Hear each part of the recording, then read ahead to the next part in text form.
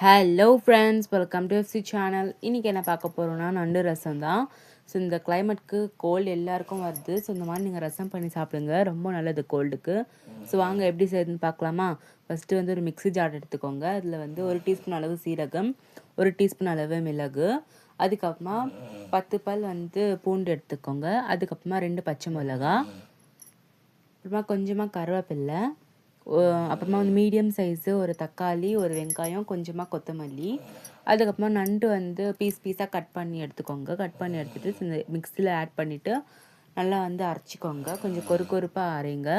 So அதுக்கப்புறமா வந்து ஒரு கடாய் வச்சுட்டு அதில் நான் வந்து 2 to 3 டீஸ்பூன் அளவு எண்ணெய் ஊற்றி கொஞ்சமாக வந்து கடுகு, அப்புறமா கருவேப்பில்லை, நம்ம அரைச்சி வச்ச மசாலா சேர்த்துக்கலாம். ஸோ 1/2 டீஸ்பூன் அளவு மஞ்சள் தூள் சேர்த்து நான் ஃபஸ்ட்டே புளியை கரைச்சி வச்சுருந்தேன், அதோட தண்ணி சேர்த்துக்கிறேன். ஸோ நல்லா மிக்ஸ் பண்ணிவிட்டு நான் 1 டம்ளர் அளவு தண்ணி ஆட் பண்ணிக்கிறேன். ஆட் பண்ணிட்டு நல்லா மிக்ஸ் பண்ணிவிட்டு தேவையான அளவு உப்பு போட்டுக்கோங்க.